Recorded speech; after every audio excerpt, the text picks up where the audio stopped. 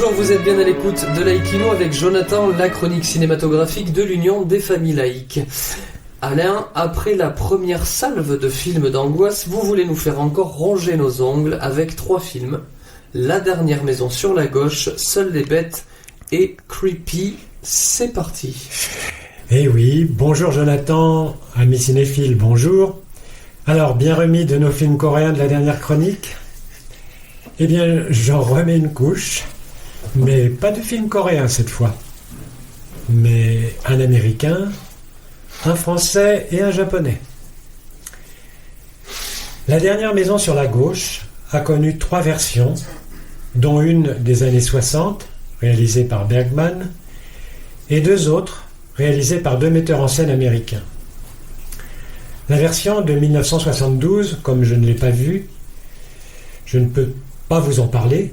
Tout ce que je sais, c'est qu'elle a été réalisée par Wes Craven, qui s'est spécialisé dans les films d'horreur tels que La colline à des yeux, Freddy et Scream. La version donc de cette dernière maison sur la gauche dont je vais vous parler est sortie en 2009 et réalisée par Denis Iliadis. Un couple s'évade pour un week-end avec leur fille et une copine de celle-ci dans leur résidence secondaire près d'un lac.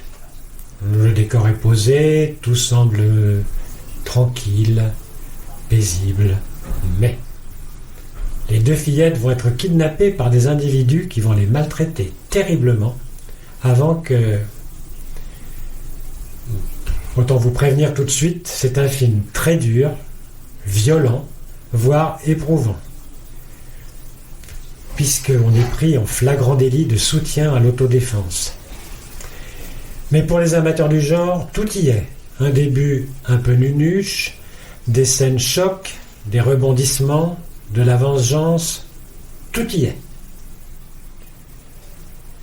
Seules les bêtes est un film français de Dominique Moll, sorti en 2019. C'est vraiment un film que j'adore. Ce réalisateur, très talentueux, est un maître dans le genre du récit oppressant et énigmatique où la réalité du quotidien recèle des menaces terribles. Parmi sa filmographie, on trouve 2 films passionnants et étranges. Lemming et Harry, un ami qui vous veut du bien. Dans cet opus de 2019, Seules les bêtes, pas de scène ultra choc, comme dans le film précédent, mais un climat, une interrogation oppressante.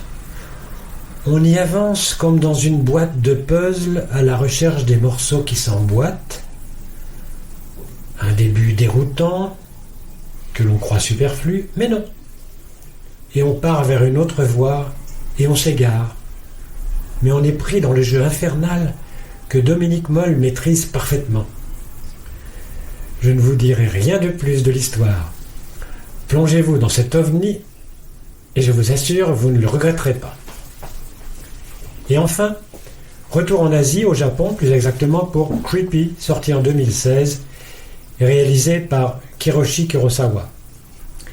C'est l'histoire d'un couple qui emménage dans une nouvelle maison d'un nouveau quartier. Lui est un ancien policier devenu professeur en criminologie, spécialisé dans les serial killers. Elle, femme d'intérieur, passionnée de cuisine. Lors d'un de ses cours en criminologie, il va être troublé par un fait divers qui va lui faire porter sur son voisin un regard soupçonneux. C'est un film à regarder dans le noir en dégustant une verveine menthe apaisante. La prochaine fois, un peu plus de sérénité, je vous le promets. À bientôt. Merci beaucoup Alain. En attendant de nous retrouver, n'oubliez pas notre émission de balado-diffusion sur laïcitate.ufal.org ainsi que notre site ufal.org. N'oubliez pas que nos activités ne sont possibles que grâce à vos dons et à vos adhésions. C'était Jonathan sur Laïkino. À très bientôt.